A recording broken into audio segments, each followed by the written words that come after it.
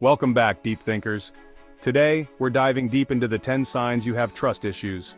We're gonna pull back the curtain and take a hard look at what might be holding you back. So you're telling me you haven't turned into a regular Sherlock Holmes, constantly questioning every little thing your partner does, always on the lookout for clues, analyzing every word and action, trying to piece together a puzzle that might not even exist. A little bit of healthy skepticism never hurt anyone.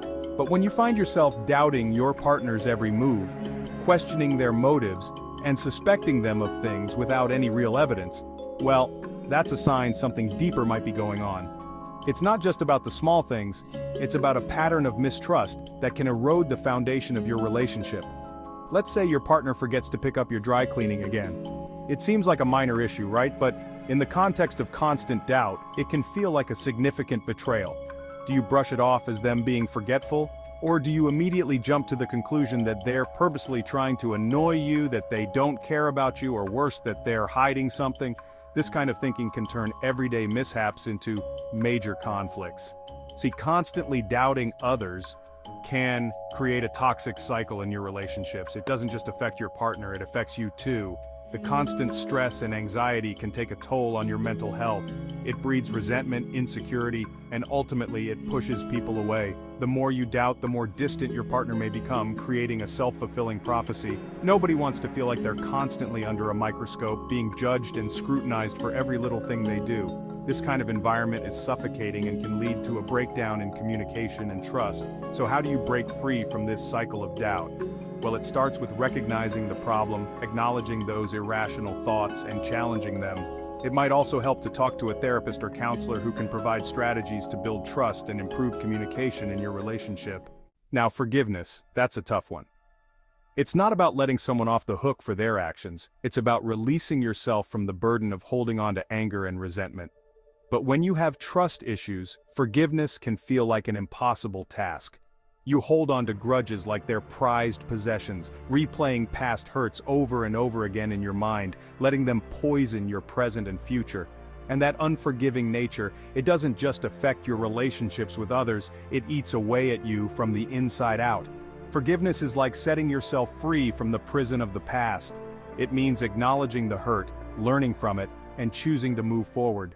Ever find yourself stuck in a loop of what-ifs and maybes, dissecting every word, every text, every interaction like you're trying to crack some secret code?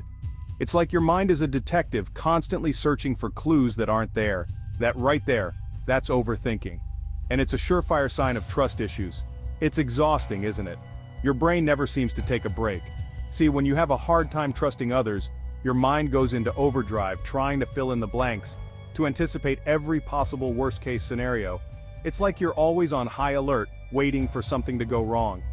You create narratives in your head that have no basis in reality, but you believe them anyway because it feels safer than trusting and being wrong. These stories you tell yourself can feel so real, even though they're just figments of your imagination. Let's say you're at work, and your boss praises a colleague's work. A simple compliment, right? Do you take it at face value, or do you immediately start questioning your own abilities? Wondering if your boss secretly thinks you're incompetent? If your job is on the line? It's a spiral that can be hard to escape. This kind of overthinking can be paralyzing. It can stop you in your tracks, making it difficult to move forward or make decisions. The key here is to learn to recognize those thought patterns and challenge them. It's about breaking the cycle and finding a way to ground yourself in reality. Ask yourself, is there any evidence to support this thought, or am I just catastrophizing? By questioning these thoughts, you can start to see them for what they are, just thoughts, not facts. Chapter 4. Avoiding vulnerability. Now, vulnerability, that's a scary word for a lot of folks, especially those with trust issues. It means letting your guard down, opening yourself up to the possibility of being hurt, and that's terrifying when you're afraid of being betrayed. So, you build walls around your heart, you keep people at arm's length, you share only the superficial, and avoid anything that might expose the real you. You think you're protecting yourself, but all you're really doing is isolating yourself. Vulnerability is not weakness, it's strength. It's the courage to be authentic, to let someone see your heart, even with the risk that they might break it. Chapter 5. Jealousy and possessiveness. Now, a little jealousy here and there, that's natural in any relationship. But when jealousy turns into possessiveness, when it consumes your thoughts and dictates your actions, well, that's a sign that trust issues are rearing their ugly head. You see your partner talking to someone else and your mind immediately jumps to the worst possible conclusion. You start questioning their every move, checking their phone, their social media, becoming controlling and suffocating. The key here is to address the root of the problem. Why are you so afraid of losing this person? What are the insecurities that are fueling this jealousy? Chapter 6. Need for constant reassurance. We all need a little reassurance from time to time, right? It's a natural part of human relationships and interactions. But when you find yourself constantly seeking validation, needing constant proof that you're loved, that you're worthy, that's a sign that trust, particularly self-trust, might be an issue. This can manifest in various ways, such as frequently checking your phone for messages or overanalyzing every interaction. You're constantly questioning your partner's feelings, needing them to say "I love you" 1,000,000 times a day, needing constant compliments and affirmations just to feel secure. This behavior can create tension and strain in relationships. This need for reassurance can become exhausting for both parties involved. It can lead to frustration, misunderstandings, and even resentment over time. This need for constant reassurance stems from a lack of self-love, a belief that you're not good enough, that you're not worthy of love and belonging. It often originates from past experiences or deep-seated insecurities. The real work begins within. It's about addressing these insecurities and working on building a stronger sense of self-worth. It's about learning to love and accept yourself, flaws and all, to recognize your own worthiness. This journey of self-discovery and self-acceptance is crucial for healthier relationships and a more fulfilling life. Now let's talk about delegation. It's an essential part of life, especially in the workplace.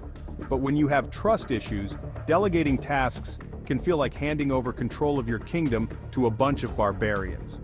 You find it hard to trust others to do the job right, to meet your standards, so you end up micromanaging, hovering, and ultimately doing everything yourself. This not only creates unnecessary stress and burnout, but it also prevents others from stepping up and reaching their full potential. Delegation is about empowering others, giving them the opportunity to learn and grow. It's about recognizing that you don't have to do everything yourself, that it's okay to ask for help, and to trust others to rise to the occasion. Chapter 8. Fear of abandonment. Now this one cuts deep. The fear of abandonment, it's a primal fear, rooted in the very core of our being. And when you've experienced abandonment in the past, whether it was a parent leaving, a friend betraying you, or a partner walking out, it can leave you with deep-seated trust issues that affect your present and future relationships. You become hypervigilant for any sign of rejection, any hint that someone might leave you. Healing this fear takes time, it takes courage, and it often requires professional help. It's about addressing the root of the pain, the past wounds that are fueling this fear, and learning to trust yourself. Chapter 9. Keeping secrets. Now everyone keeps secrets, right? But when you find yourself constantly holding back, unable to share your true self, your thoughts, your feelings, your fears, well, that's a sign that trust might be an issue. You build walls around your heart. You keep people at arm's length, afraid to let them see the real you. You think you're protecting yourself, but all you're really doing is isolating yourself. True intimacy requires vulnerability. It requires openness and honesty.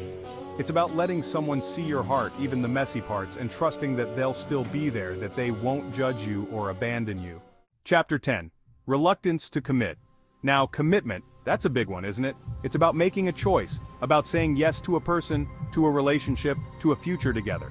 But when you have trust issues, commitment can feel like signing your soul away to the devil. You're terrified of being hurt, of being betrayed, of having your heart broken. So you keep your options open, you sabotage relationships before they get too serious, you run for the hills at the first sign of trouble. But here's the thing, life is about taking risks. It's about putting your heart on the line, even if it means getting hurt. Because the truth is, you can't experience the joy of true love without the risk of heartbreak. Final thoughts. Look, trust issues, they're not a life sentence. They're a sign that there are some deep-seated wounds that need to be healed, some limiting beliefs that need to be challenged. It takes courage to confront those demons, to do the work, but I promise you, it's worth it. Because on the other side of fear, on the other side of doubt, lies a world of love, connection, and true fulfillment. Thank you for watching, Deep Thinkers. If you found this video insightful, Please like, comment, and subscribe. Let us know your thoughts and experiences with trust issues in the comments below. Until next time, stay curious and keep thinking deeply. Thanks for watching.